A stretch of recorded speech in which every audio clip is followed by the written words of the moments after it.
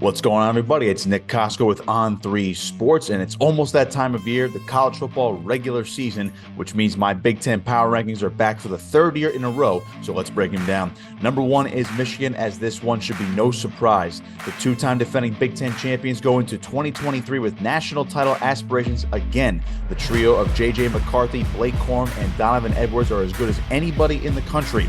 Jim Harbaugh also seemingly worked his way out of a 4-game suspension as well. The Wolverines right now are the rightful number one.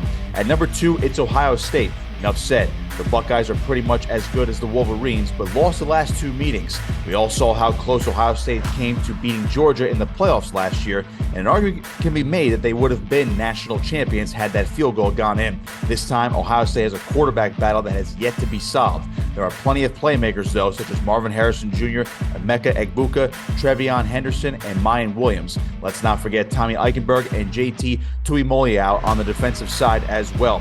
Number three is fairly simple. It's Penn State. The Big Ten East is loaded, and the Nittany Lions are still one of the odd teams out. Can James Franklin's crew make a playoff run? Sure, but they have to beat Michigan and Ohio State to do it, or win some sort of tiebreaker at the end of the season.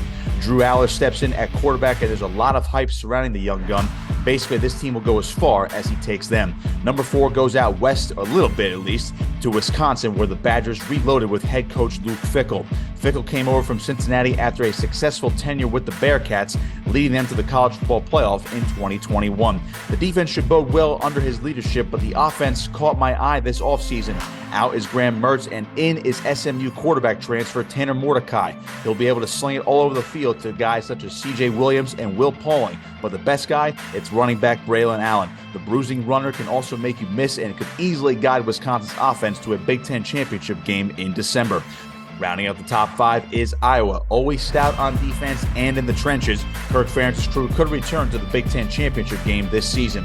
On defense, I want to highlight defensive back Cooper DeJean, who could be a key cog in the machine. The makeover, though, came on offense. Iowa landed a pair of Michigan transfers in quarterback Cade McNamara and tight end Eric All. They should both revamp the Hawkeyes offense this fall. Wouldn't it be great to see them against the Wolverines in Indianapolis? 6 through 10 feature Illinois, Minnesota, Maryland, Michigan State, and Nebraska. Now, Illinois and Minnesota have outside shots at a Big Ten title game appearance later this year. The following three, playing for a good bowl game or even just to get to the postseason, would be a success this fall. Finally, 11 to 14 features Rutgers, Indiana, Purdue, and Northwestern in that order. Rutgers and Indiana, if it all breaks right, could get a bowl game by the year's end. Maybe the same goes for Purdue and new head coach Ryan Walters, but the Boilermakers are definitely rebuilding. Northwestern, well, we all know about the hazing scandal and the firing of Pat Fitzgerald, so it could be a long year in Evanston and for interim head coach David Braun.